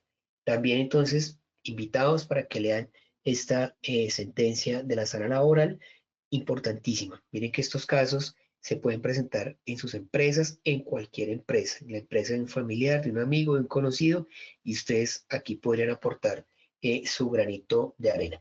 El Tribunal Superior de Bogotá también se pronunció en el 2024, condenó a una empresa por no implementar adecuadamente los protocolos de rescate en espacios confinados según la resolución 0491-2020. Establece que no basta tener los protocolos documentados, sino que debe verificarse su eficacia mediante simulacros, lo que les acabo de decir, pues el papel aguanta todo, ¿no? Pero cuando se presenta una situación, pues vienen a hacer una investigación administrativa y el papel efectivamente lo verifican, pero también verifican las condiciones del trabajo en campo. Entonces, si yo tengo la posibilidad de demostrar que, aparte del documento que tengo allí, existe una evidencia de que esta persona sí realizó labores en campo y que estaba completamente actualizado y capacitado y utilizaba todos los elementos necesarios, pues no hay ningún inconveniente. Ahí ya tendría la forma de demostrarlo. Pero si no, entonces miren lo que le pasó a esta empresa. Condenada por no implementar los protocolos de rescate en espacios confinados y porque tenía todo en el documento, pero en la práctica no tenía absolutamente nada. Y ahí está, le tocó finalmente responder con su patrimonio a esta empresa. La Corte Constitucional en el año 2025 confirmó la obligatoriedad de integrar el sistema de seguridad vial con el sistema de gestión de seguridad y salud en el trabajo. Entonces, la política de seguridad vial se refiere. Y la responsabilidad compartida entre empleador y conductores. Las empresas deben garantizar que las políticas de seguridad vial no sean documentos aislados, sino parte integral del sistema de gestión. Entonces, claro, existe una normatividad para todo lo que tiene que ver con la seguridad vial, existe otra normatividad para el sistema de gestión de seguridad y salud en el trabajo, pero los dos tienen que trabajar integradamente. Todo el tiempo tienen que estar integrados, porque lo que le pase a uno afecta al otro. Entonces, un accidente en un vehículo, claro que eso es un accidente laboral si la persona estaba cumpliendo las condiciones, si iba bajo las órdenes de un superior jerárquico, si estaba dentro de su jornada laboral, si conducir estaba dentro de sus funciones, claro, eso es un accidente laboral, pero también la política de seguridad social establece pues las condiciones del vehículo, que la persona estuviera autorizada para conducir, que no estuviera excediendo los límites de velocidad, las condiciones físicas, técnicas y mecánicas del vehículo. Entonces hay una serie de aspectos que tienen que estar completamente integrados. Y aquí, cuando yo trato de defenderme diciendo que eso no era, ese tema no me correspondía, que no era responsabilidad mía sino del otro, pues miren lo que pasa acá. Entonces la Corte dice pues que es obligatorio integrar el sistema de seguridad vial con el sistema de gestión de seguridad y salud en el trabajo. Responsabilidad compartida. Entonces no me puedo eximir del cumplimiento de la ley por estos aspectos. ¿Listo? Es lo que está por ahora allí determinado al respecto. Los pasos para la actualización de la matriz legal. Entonces, hay que tener en cuenta pues que la frecuencia recomendada para actualizar la matriz legal es al menos una vez al mes, debido a que las leyes, los decretos, resoluciones y circulares pueden ser expedidas, modificadas o derogadas en cualquier momento por las entidades reguladoras. Según la circular 047, que es la que nos convoca, de 2025, se debe garantizar la actualización permanente de la matriz. Por eso la importancia de realizar este tipo de actualizaciones, porque es que las normas que existían por allá atrás, pues ya se derogaron, se modificaron, ya no existen o se les agregó algo diferente. Entonces, aquí lo que estamos haciendo es revisando esa actualización. Entonces, hay una etapa que es la identificación de normas y la descripción dice que es revisar periódicamente las fuentes oficiales, los sitios web del Ministerio de Trabajo, Ministerio de Salud, la Gaceta Oficial, entidades locales o departamentales para identificar nuevas normas, resoluciones, decretos y jurisprudencia aplicable. Ojo, vayan a la fuente oficial, no se vayan a lo que publican en las redes sociales o a los grupos de WhatsApp, vayan a la fuente oficial. Las fuentes oficiales, cuando están tramitando una norma, publican allí el proyecto. Hay un proyecto de decreto, un proyecto de resolución, hay un proyecto de ley. Ellos publican el proyecto y con base en ese proyecto yo empiezo a entrar, a revisar y yo ya sé, tengo una idea de lo que van a modificar. Pero ojo porque sobre los proyectos yo no hablo. Es que un proyecto es un supuesto. Es lo que puede pasar. Un proyecto puede que lo archiven, puede que lo eliminen, o puede que salga dentro de 4 o 5 años el proyecto. Pero por ahora, mientras sea proyecto, pues yo lo reviso y con eso sé a qué le están apuntando, qué pueden cambiar, qué pueden modificar, qué les parece importante, relevante. Y por eso estaré pues atento a lo que pueda suceder. Y una vez que ya este proyecto se oficialice, pues ya se le agrega el numerito, ya se firma por parte del mandatario de turno y ahí ya sabremos que ya es ley, decreto o resolución y que será de obligatorio cumplimiento una vez sea emitido. Análisis de aplicabilidad, evaluar si las nuevas normas se aplican a la empresa considerando actividad económica, número de trabajadores, ubicación geográfica, nivel de riesgo y procesos específicos de las operaciones. Sí, claro, hay que revisar, porque es que si la norma tiene que ver con el sector minero, pero yo lo que hago acá es que elaboro galletas, pues no tiene nada que ver una cosa con la otra. Sí, eso es para el sector minero, pero pues en la actividad que yo desarrollo no tiene nada que ver, ¿sí? O me dice, esta actividad aplica para las personas que estén ubicadas en la costa pacífica. Entonces digo, pues yo no estoy en la costa pacífica, entonces a mí no me aplica.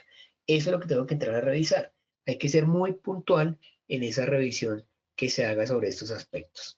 La inclusión en la matriz, registrar información como tipo de norma, número, fecha de emisión, artículos específicos aplicables, requisitos que establece, proceso al que aplica, responsable del cumplimiento y evidencia que se va a generar. O sea, toda la información, cuando yo tenga aquí en mi mano el documento, empiezo a actualizar mi matriz. Yo tengo que colocar toda esa información allí porque es que mi matriz tiene que estar actualizada, mi matriz legal, todo el tiempo. Entonces ya sé que tal día salió la ley, el decreto, la resolución, este es el número, este es el año, esta es la fecha de implementación. Esos son los aspectos principales a los cuales se refiere. Este es el impacto que va a tener directamente en mi compañía y esta es la fecha a partir de la cual empezamos a aplicar. Entonces ya llevo un control específico sobre esos temas y tengo mi matriz completamente actualizada. Comunicación, informar a la alta dirección y a los trabajadores involucrados sobre los cambios en la matriz y las nuevas obligaciones para garantizar su cumplimiento en todos los niveles de la organización. Claro, entonces, como yo le entrego un informe semestral a la alta dirección, yo le voy a decir, tenga en cuenta, por favor, que apareció esta nueva ley, decreto, resolución, que va a tener este impacto y tiene tal incidencia en la labor que realizamos en nuestra empresa. Aparte de eso, como es nuevo, hay unos aspectos presupuestales que no se habían considerado, lo cual nos obligará a tener una adición presupuestal, puesto que este es un tema de obligatorio cumplimiento que no estaba determinado porque no se había emitido esta normatividad que estaba en revisión desde hace tanto tiempo. Eso es lo que yo tendría que entrar a revisar, a definir directamente por allí. Y verificación y seguimiento, establecer un plan de acción para cumplir con los nuevos requisitos legales, realizar seguimiento para verificar su correcta implementación y documentar evidencias de cumplimiento. Claro, si es algo nuevo, obligatorio cumplimiento es de ley, lo tengo que cumplir y ya tengo que empezar a revisar cómo dejo los soportes de que sí lo estoy haciendo. Entonces, capacitación, socialización, me toca tener unos documentos nuevos, me toca tener unas actas, unos compromisos, unas actualizaciones, unos documentos, reunir a determinado grupo de trabajadores porque a ellos les afecta, decirles esto se va a aplicar a partir de tal fecha y si es el caso, entrar a modificar su manual de funciones para decirle, pues ahora usted va a tener que realizar esta y esta y esta actividad. Pero todo tiene que ser coherente, todo tiene que estar relacionado, todo tiene que ser un engranaje. Entonces lo que se mueve acá, pues viene y me afecta acá, pero tengo que tener absolutamente todo coordinado para que no vaya a estar cada cosa por su lado. Y ya puedo garantizar el efectivo cumplimiento de todos los temas y los aspectos que están allí relacionados. Bueno, aquí finalizamos entonces esta sesión 2 de actualización legal y jurisprudencia en riesgos laborales. Recuerden los documentos que sugerimos para la lectura. Importante que ustedes los lean, los revisen, descárguenlos por favor, analícelos. De pronto, algunos de los escenarios que están allí planteados puede que les salgan en la evaluación final del módulo.